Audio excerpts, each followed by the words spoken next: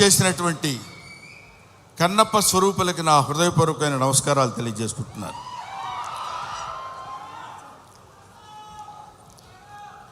వీడికి ఏం పోయే కాలం ప్యాంట్ షర్ట్ వేసుకొని రావచ్చు కదా అనుకోవచ్చు అందరూ. కొంతమందికి ఆ ఐడియా ఉండుంటుంది. కానీ ఈరోజు ఈ సభ శివతత్వానికి సంబంధించిన సభ, శివుడికి సంబంధించిన సభ, శివ మహత్యానికి సంబంధించిన సభ కాబట్టి ఆయన గురించి మాట్లాడేటప్పుడు ఒళ్ళే కాదు, మనం ధరించిన బట్టలను కూడా జాగ్రత్తగా ఉంచుకోవాలేమో అన్న అభిప్రాయంతో వచ్చాను ఇలాగ. తర్వాత ముందుగానే మీ అందరికీ నేను విన్నవించుకునేది ఏంటంటే, నేను మాట్లాడే మాటల్లో ఏవైనా పొరపాట్లు కానీ తప్పొప్పులు కానీ మీకు నచ్చని విషయాలు కానీ ఉంటే, నాకంటే ఆల్మోస్ట్ ఇక్కడ ఉన్న వాళ్ళందరూ వయసులో చిన్నవాళ్ళే అనుకుంటాను, పెద్ద హృదయాలతో మన్నించండి. ఒకటి. నెంబర్ 2, కన్నప్ప ఈ సినిమా మోహన్ బాబు గారు ఎందుకు తీశారబ్బా అని అనుకున్నా ఒకసారి. ఎందుకంటే మోహన్ బాబు గారి గురించి మీ అందరికీ తెలుసు. ఆయన 5 కోట్లతో 10 కోట్లతో సినిమా తీసి దాని మీద 10 కోట్లు 15 కోట్లు సంపాదించుకుని మళ్ళీ పక్కన పెట్టి మళ్ళీ ఇంకో సినిమా తీసి, అలాంటి డబ్బుకి అతి ప్రాధాన్యత ఇస్తూ గౌరవించేటువంటి వ్యక్తి మోహన్ బాబు గారు. నాకు తెలుసు 200 కోట్లు పెట్టి ఈ సినిమా ఈయన ఎందుకు ప్లాన్ చేశాడు అనే ఆలోచన చేస్తే, ఈ ఆలోచన ఆయనది కాదు, ఈ ఆలోచన ఆయనకు వచ్చినటువంటి ఆలోచన కాదు, సకల సృష్టి స్థితి లయకారుడైన ఆ పరమేశ్వరుని ఆలోచన అతనిలో సంక్రమించిందేమో. ఒకటి. ఇంకో పాయింట్ ఏంటంటే,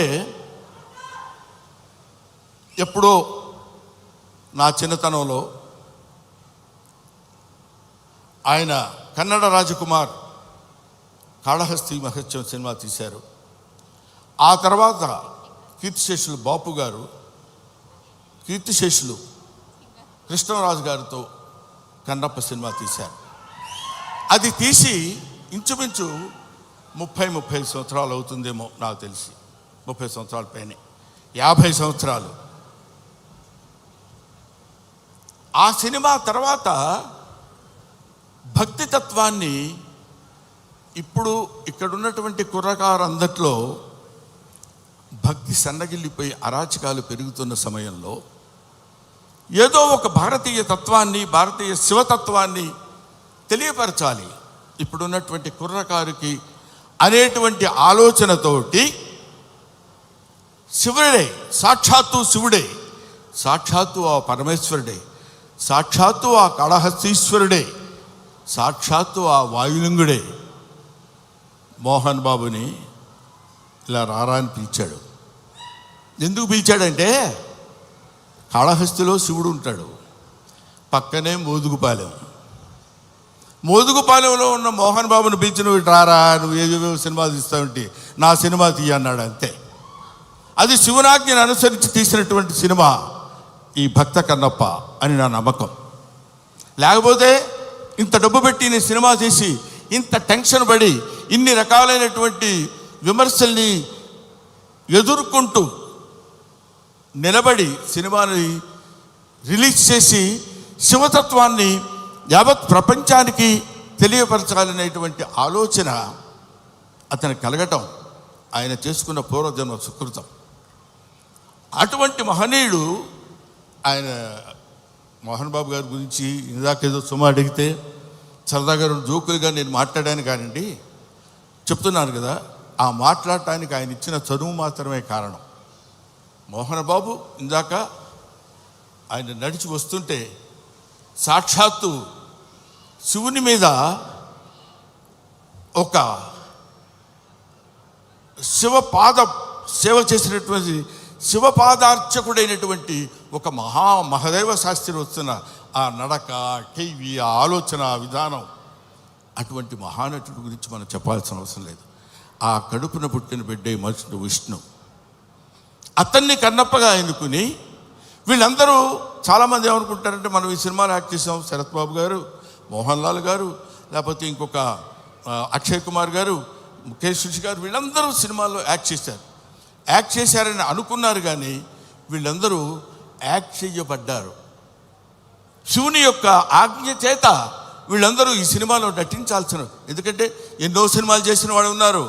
మోహన్ బాబు గారు కూడా ఎన్నో సినిమాల్లో చేశారు. ఎన్నో సినిమాల్లో చేసి డబ్బు సంపాదించారు. డబ్బు సంపాదన మాత్రమే ప్రాతిపదికగా తీసినటువంటి సినిమా ఇది. అయితే అయి ఉండొచ్చునేమో కానీ కొంతమంది దృష్టిలో ఇది కేవలం పరమేశ్వరుని యొక్క అనుజ్ఞ చేత, పరమేశ్వరుని యొక్క ఆజ్ఞ చేత శిరసావహించి తీసినటువంటి ఈ సినిమా. అందుకని నేనేం చెప్తున్నానంటే, మీ అందరికీ, మహానుభావులకి, మహాత్ములకి, ప్రవచనకారులకి, ప్రయోక్తలకి, మీ అందరికీ శిరస్సు వంచి పాదాభివందన చేసి నేను చెప్పే మాట ఏంటంటే, పెచ్చుమీరిపోతున్నటువంటి ఈ కలియుగంలో కలి యొక్క ప్రభావం చేత పరమ దుర్మార్గమైనటువంటి ఆలోచనలతో ఉన్నటువంటి ఈ మానవుల్ని కనీసం భక్తి అంటే ఇది, భక్తి అంటే ఇలా ఉంటుంది. మనం ఇంత భక్తితో ఉంటే మనకు అన్ని శుభాలే జరుగుతాయి. కొంచెం కష్టపెట్టిన ఈ సినిమా తీసిన దగ్గర నుంచి ఇప్పటి వరకు తండ్రి కొడుకులు ఇద్దరు ఎంత మదనపడ్డారో, ఎంత కష్టపడ్డారో సమీపంతో చూసినటువంటి వ్యక్తిగా నేను చెప్తున్న మాట. ఎందుకంటే భగవంతుడు ఊరికనే వచ్చేసి ఇదిగో తీసుకుంటారా అని అందరికీ తల్లి వెళ్ళిపోడు. కాలుస్తాడు, నిప్పుల్లో కాలుస్తాడు, సుత్తి దెబ్బలు కొడతాడు, అవన్నీ భరిస్తుంది. అది ఆయన ఎన్నుకున్న బంగారం. ఆ తర్వాత ఒక అద్భుతమైనటువంటి ఆభరణాన్ని చేయగలడు కన్నప్ప లాంటి సినిమా తీసి. అటువంటి సినిమా తీయడానికి ఉద్యుక్తుడైనటువంటి ఆ వ్యక్తి ఏమైనా సినిమాలు తీశాడు అనుకోండి, మీరు వదిలేసేయండి, దాని గురించి మనం పెద్ద పట్టించుకోవాల్సిన అవసరం లేదు. ఆయన విమర్శించండి, వాళ్ళ నటన విమర్శించండి, వాళ్ళని ఇంకేదో విమర్శించండి, తప్పు లేదు. ట్రోలింగ్ చేయండి, తప్పు లేదు. కానీ ఇక్కడ డబ్బు కోసం సినిమా తీసినా, ఇంకో కోసం సినిమా తీసినటువంటి కంటెంట్ ఏంటంటే శివభక్తి. 30-40 సంవత్సరాల తర్వాత, 50 సంవత్సరాల తర్వాత ఇప్పుడున్నటువంటి కుర్రకారుకి శివతత్వాన్ని, భక్తితత్వాన్ని, దైవత్వాన్ని తెలియపరచడం కోసం తీసిన ఈ సినిమాని మీ అందరికీ చేతులెత్తి శిరసావహించి మీరు నమస్కరించి, వినమ్రతతో నమస్కరించి చెప్పేది ఏంటంటే, ఈ సినిమాని ఆదరించండి, అభిమానించండి, అల్లరి మాత్రం చేయకండి. ఎందుకంటే శివుడు ప్రతి ఇంటా చేరాలి, ప్రతి గుండెలో చేరాలి, ప్రతి మనస్సుకి చేరాలి. అటువంటి చేరాల్సినటువంటి కొంచెం వాటర్ ఇస్తారండి. 1 సెకండ్.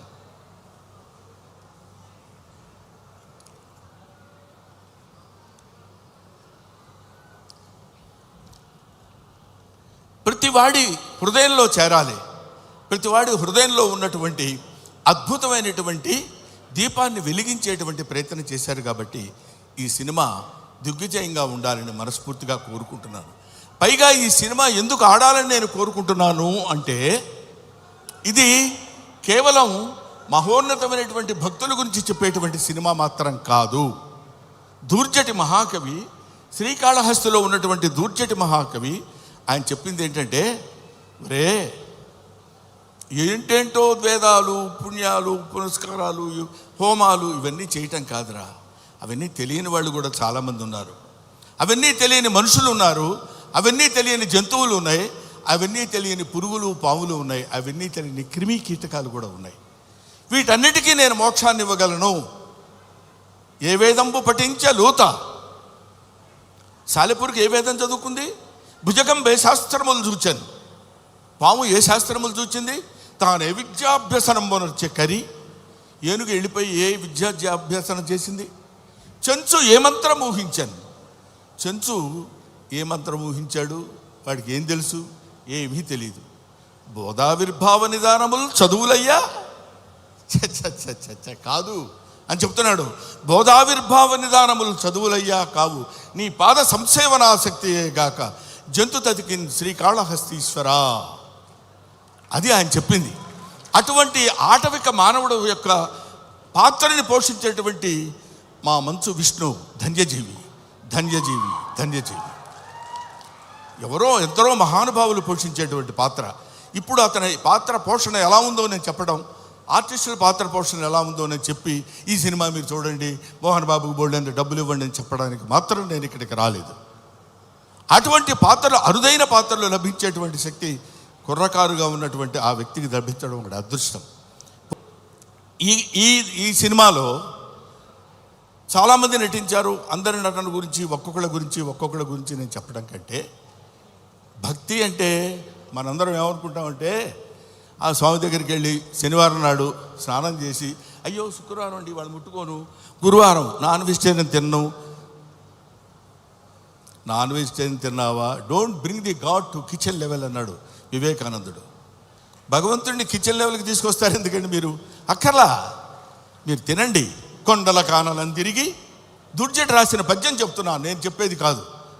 కొవ్విన పందుల లేళ్ల దుప్పులను చిన్నక పెద్దక కారు కమ్మగా ఉండుదురు, నీవిచ్చట ఉండనేలా నా కొడుకు ఆనతీక ఉడుమురికి రాగదవయ్యా లింగమా, నువ్వు రా.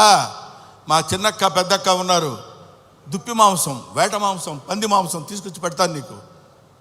కొవ్విన పందుల లేళ్ల దుప్పులు అంటే నువ్వు తినేటువంటి ఆహారంలో ఉన్నటువంటి విశిష్టత గురించి నీకు నేను సమర్పిస్తాను. సమర్పణలో ఉన్నటువంటి ఆత్మ సమర్పణలో తనకు కలిగినటువంటి భావాన్ని పాదాల దగ్గర చేసి ఆత్మ నివేదన చేసుకున్నప్పుడు శివుడు అనుగ్రహిస్తాడు. బావా దేవుడే లేడంచు దూషించు దుష్టాత్మడని అన్నాడు కన్నప్ప. అటువంటి వాడిని కూడా మార్చి తన వైపు తిప్పుకొని, ఒరే నన్ను ఆశ్రయించు, నీకెవడో దిక్కులేనప్పుడు నేనున్నాను నీకు.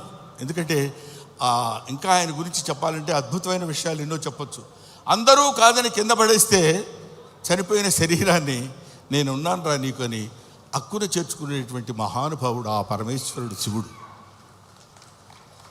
ఎవ్వడు వద్దొద్దు అయిపోయాడు తీసి పడేయండి కింద అంటాం మనం, మన ఇంట్లో వాళ్ళనే మనం అంటాం.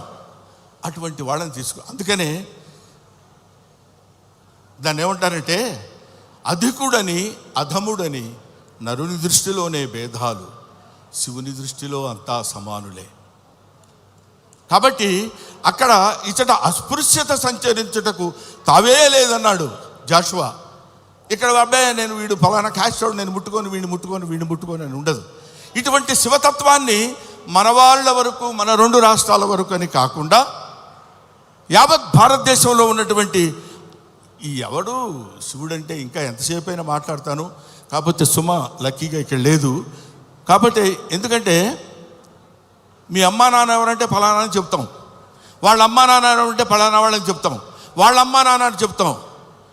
అలా వెళితే అసలు మీ అమ్మా నాన్నలు ఎవరంటే వాగర్ధావివ సంపృక్తవు వాగర్ధ ప్రతిపత్తయే జగతః పితరౌ వందే పార్వతీ పరమేశ్వరవు. జగత్తుకే తల్లిదండ్రులైనటువంటి వాళ్ళు పార్వతీ పరమేశ్వరుడు. ఆ పార్వతీ పరమేశ్వరుల యొక్క అంశ చేత, నానా ఇది క్రిమి సాలెపురుగు, దీనికి మోక్షాన్ని ఇచ్చాడు. అది కీటకం పాము, దానికి మోక్షాన్ని ఇచ్చాడు. అది జంతువు ఏనుగు, దానికి మోక్షాన్ని ఇచ్చాడు. నాగరికత లేనటువంటి మనిషి, అడవి మనిషి, వాడికి మోక్షాన్ని ఇచ్చిందే కాకుండా శ్రీశైల మహాక్షేత్రంలో తన శిరస్సు మీద పెట్టుకున్నాడు. అదిగో కన్నప్ప గుడి అని మనం చూస్తాం. అంతటి ప్రాతిష్ఠ్యం కలిగినటువంటి ఈ అద్భుతమైనటువంటి కావ్యాన్ని చిత్రీకరించాలనేటువంటి ఆలోచన మోహన్ బాబు గారికి కలగటం, ఇది అందరికీ పంచాలి, ఈ శివతత్వం అందరికీ తెలియాలి, ఈ భక్తితత్వం అందరికీ తెలియాలంటున్నారు. కాబట్టి మహాత్ములైనటువంటి వాళ్ళకి, మహానుభావులైనటువంటి వాళ్ళకి, జ్ఞానులైనటువంటి వాళ్ళకి, జ్ఞానమే అజ్ఞానం అనుకునేటువంటి వాళ్ళకి, అజ్ఞానమే జ్ఞానం అని కూడా పరిగణించుకునే వాళ్ళందరికీ శిరస్సు వంచి వయసులో మీ అందరికంటే పెద్దవాడైనా నమస్కరించి మిమ్మల్ని కోరుకునేది ఏంటంటే, శివతత్వాన్ని సంబంధించిన ఈ సినిమాని ఎవరూ అడ్డుకోవద్దు. మీ అందరి సినిమా చూడమని కూడా నేను చెప్పట్లేదు, అడ్డుకోవద్దు. చూసిన తర్వాత ఆహా, ఇందాక ఆ మ్యూజిక్ డైరెక్టర్ ఉన్నాడు, శివుడికి కులం ఏంటండి? శివుడికి కులం ఏంటి? క్రిస్టియన్ ఫ్యామిలీ నుంచి వచ్చినటువంటి వ్యక్తి స్టీఫెన్సన్. మ్యూజిక్ డైరెక్టర్ పేరు ఏంటండి? స్టీఫై. ఆయన శివతత్వాన్ని గురించిన సినిమా గురించి అంత అద్భుతమైనటువంటి భక్తితత్వంలోకి తీసుకెళ్ళటం అనేటువంటి ఆలోచన ఇవన్నీ they are all picked. Sarath Kumar, లేకపోతే ఒక ముఖేష్ ఋషి, ఒక మోహన్ లాల్, వీళ్ళందరినీ అక్షయ్ కుమార్ లాంటి వాళ్ళని పట్టుకుని వీళ్ళు వీళ్ళు వీళ్ళు ఉండాలని ఆలోచన అతనికి ఎలా కలిగిందంటే, ఇది ఏది మనం చేసింది కాదు, ఈ కన్నప్ప సినిమా అనేటువంటిది ఒక అద్భుతమైనటువంటి ఒక the greatest adventurous film on the surface of earth. కాబట్టి భూమి మీద ఉన్నటువంటి ప్రతి వాళ్ళు, ముఖ్యంగా కుర్రకారు, భక్తితత్వాన్ని అంటే ఏంటో తెలియనటువంటి వాళ్ళు. ఎందుకంటే నేను ఏదో ఒక విషయంలో మాట్లాడుతూ, భక్తి అంటే ఏంటంటే వెళ్ళిపోయి దండాలు పెట్టుకుని పూజలు చేసేసి మంత్రాలు చదివేసి అని, అది తప్పులేదు. అది వాళ్ళ దండాలు పెట్టుకుని పూజలు చేసేసి మంత్రాలు చదివేసి అని, అది తప్పులేదు. అది వాళ్ళ నమ్మకం కావచ్చు. కానీ మనకి జన్మనిచ్చినటువంటి దేవుణ్ణి నిరంతరం, అదే కన్నప్ప సినిమాలో ఒక పాటలు చూశాను నేను. అన్నం ముద్దలో దేవుడిని చూస్తాడు, సగం నరకబడిన కొయ్యలో దేవుడిని చూస్తాడు. ప్రతి చోట దైవాన్ని దర్శించుకునేటువంటి స్థితిని కల్పించటమే భక్తి. అటువంటి భక్తితో జీవితాన్ని ప్రసాదించి, పాంచభౌతికమైనటువంటి జీవితాన్ని ప్రసాదించిన ఆ భగవంతుడికి చిరస్థాయిగా కృతజ్ఞతతో ఉండటమే భక్తి. అటువంటి భక్తి రసమైనటువంటి సినిమాని నిర్మించి మనందరికీ పంచుతున్నటువంటి మంచు మోహన్ బాబు గారికి, మంచు విష్ణు గారికి నా హృదయం ఉండటమే భక్తి. అటువంటి భక్తి రసమైనటువంటి సినిమాని నిర్మించి మనందరికీ పంచుతున్నటువంటి మంచు మోహన్ బాబు గారికి, మంచు విష్ణు గారికి నా హృదయపూర్వకమైన నమస్కారాలు తెలియజేసుకుంటూ, ముఖ్యంగా ఈ సినిమాలో నటించినటువంటి ప్రభాస్ గురించి చెప్పాలి.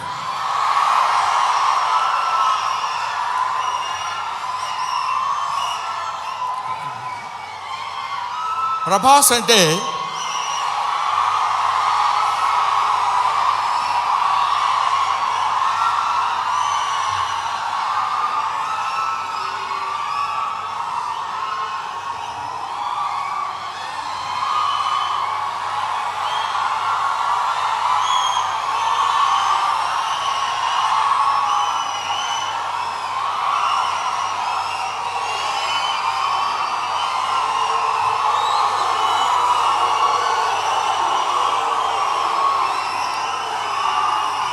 ప్రభాస్ అంటే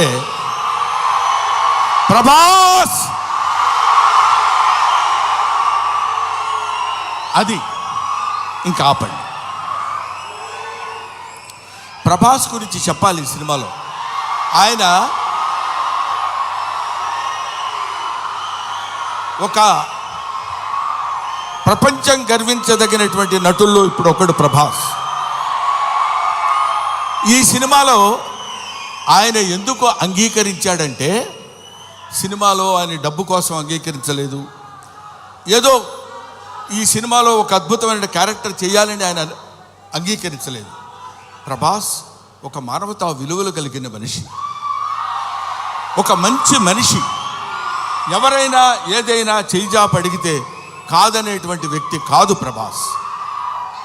ఎవరైనా అద్భుతమైనటువంటి స్థితిలో ఉండి ఇది నాకు కావాలి అని అడిగినప్పుడు, ముఖ్యంగా ఆ విషయంలో చెప్పాలంటే మోహన్ బాబు గారికి అత్యంత సన్నిహితుడు.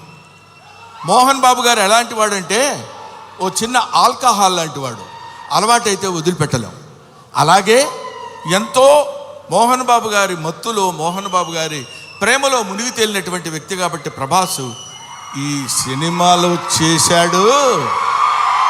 అరే మోహన్ బాబు గారి ఎంట్రీ చూశారు కదా, అతను స్టీఫెన్ కూర్చున్నాడు, మ్యూజిక్ డైరెక్టర్.